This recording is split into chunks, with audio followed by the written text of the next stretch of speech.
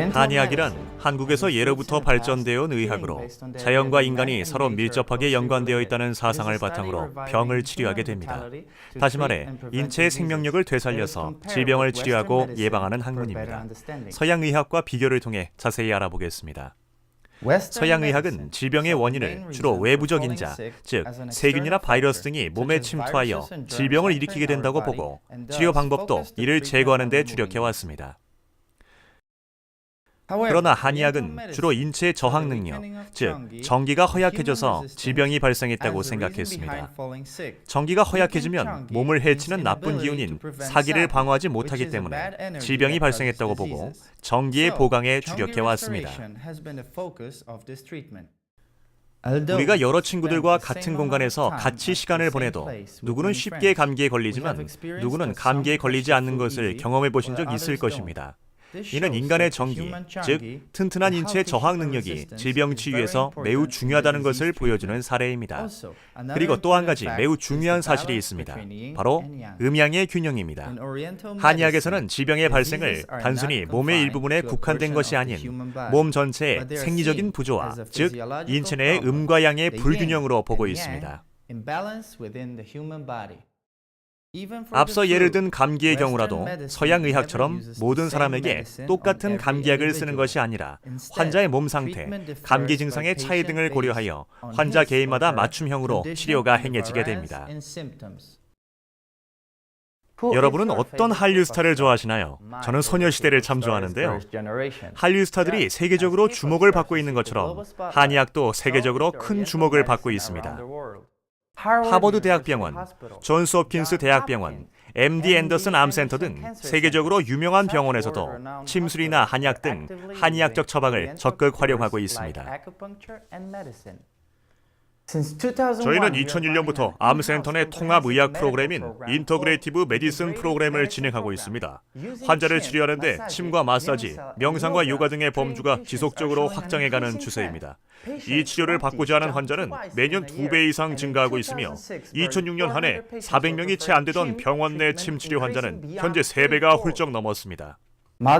현대 서양 의학은 암과 같이 많은 사람들의 생명을 앗아가는 질병에 대해서는 무력한 상황입니다. 또한 21세기 난치병이라 불리는 아토피, 비염, 천식처럼 새롭게 증가하는 질병 또한 매우 많은 것이 사실입니다. 이렇게 서양 의학이 한계를 보이고 있는 상황에서 한의학은 큰 주목을 받고 있습니다. 아토피, 비염, 천식은 결국 폐의 기능이 활발하지 못해 나타나는 질병입니다. 인체에서 가장 큰 호흡기인 폐가 튼튼하여 몸속의 노폐물과 독소를 밖으로 뿜어낼 수 있을 때 비로소 근본적인 치료가 가능해지는 것입니다.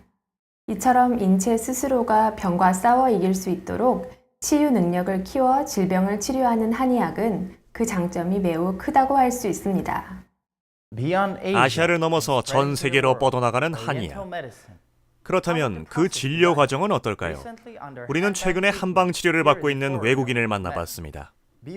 비보이 활동을 하는 가브리엘은 만성적인 근육통에 시달렸고 진통제에 의존해서 치료를 받아오다가 한의원을 찾았다고 합니다.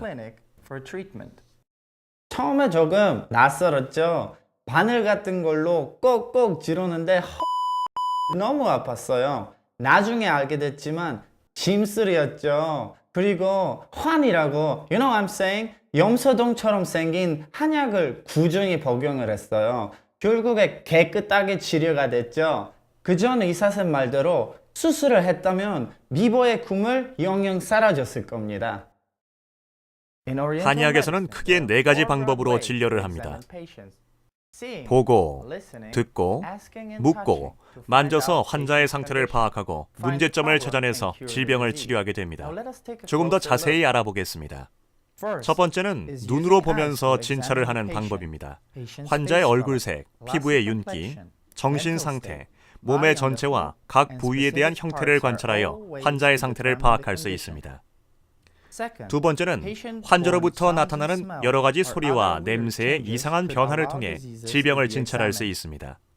세 번째로는 의사가 환자나 그의 보호자에게 질병의 발생, 진행 과정, 치료 경과와 현재의 증상 및 기타 질병과 관련된 여러 가지 정황을 물어서 질병을 진찰할 수 있습니다. 마지막으로는 환자의 신체 일부를 의사가 직접 만져봄으로써 육체적, 정신적 문제를 찾아내는 방법으로 대표적인 방법으로는 맥진이 있습니다.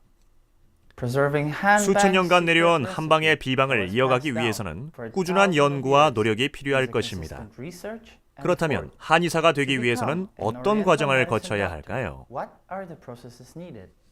한의사가 되려면 한의과대학에 입학하여 졸업을 마치거나 한의학 전문대학원을 나와야 합니다.